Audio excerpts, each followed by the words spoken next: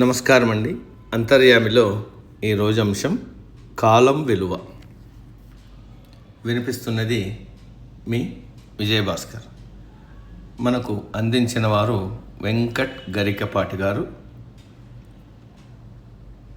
కాలం ప్రతి క్షణం ఒక ఇంద్రజాలం, కళ్ళ ముందే మాయమైపోతూ ఉంటుంది. మరి కదిలే కాలం అనుకోని విజయాలను వైభవాలను ఇచ్చినట్లే అప్పుడప్పుడు ఓటమిని కూడా చవి చూపిస్తుంది.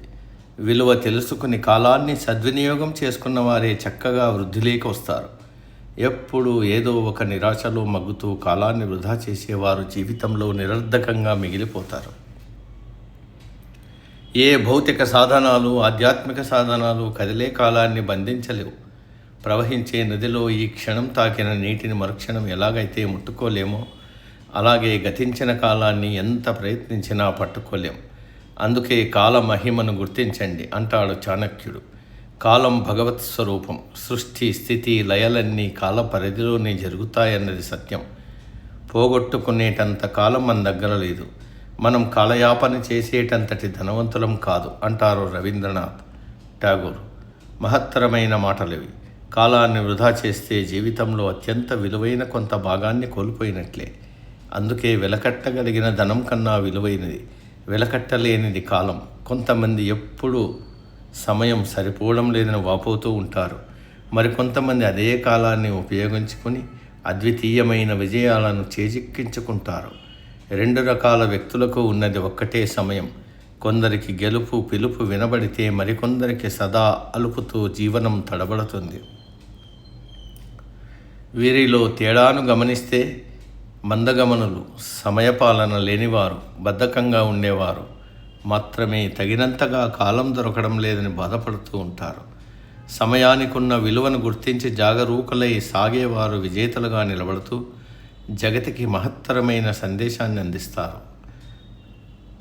అదేమిటంటే, నిర్మాణాత్మక ధోరణిలో కాలాన్ని వాడుకొని ప్రణాళికతో సాగితే విజయం మన ముంగిట్లోనే వేచి ఉంటుందని తత్వవేత్త ఆర్థర్ బ్రిస్బేన్ కాలం విలువ గురించి మాట్లాడాడు. కాలహరణం చేసే వ్యక్తి జీవితంలో అన్ని అవకాశాలను కోల్పోతాడు. విజయం కోసం, లక్ష్య సిద్ధి కోసం నిరంతరం పరితపించే వ్యక్తి ప్రతి క్షణాన్ని జాగ్రత్తగా సద్వినియోగపరుచుకుంటాడు అంటాడు. బృహత్తరమైన కార్యాన్ని సాధించాలన్నా, ప్రగతి పథంలో పురోగమించాలన్నా మనిషికి ఎన్నో వనరుల అవసరం ఉంటుంది. వాటిలో కాలం అత్యంత విలువైనది. దాన్ని వినియోగించే తీరు సరిగా ఉంటేనే మిగిలిన వనరుల వల్ల లాభం ఉంటుంది. కాలం ఎక్కువగా వృధా అయ్యేది జయాపజయాలను అనుభవించే విధానంలోనే. గెలిచినప్పుడు అమితంగా పొంగిపోతూ విలాసాల్లో మునిగి తేలుతూ ఎంతో సమయాన్ని చేజార్చుకుంటాం. అదేవిధంగా అపజయం సంభవించినప్పుడు కుంగిపోతూ కాలాన్ని నిష్ఫలంగా వదిలేస్తాం. ఇటువంటి సందర్భాల్లో తామరాకు మీద నీటి బొట్టులా వ్యవహరించగలిగితే కాలహరణం లేకుండా వీలున్నంతగా ప్రయోజనాన్ని పొందుతాం. కాలం అన్నింటినీ మనకు అందిస్తుంది, అనుక్షణం పరీక్షిస్తుంది. గడిచే కాలంలోని చిన్న చిన్న క్షణాల అందమైన కలయికే మనిషి జీవితం. కాలం విలువ తెలిసిన నేర్పరి తన జీవితానికి మనోహరమైన కూర్పరి అవుతాడు. సమాప్తం.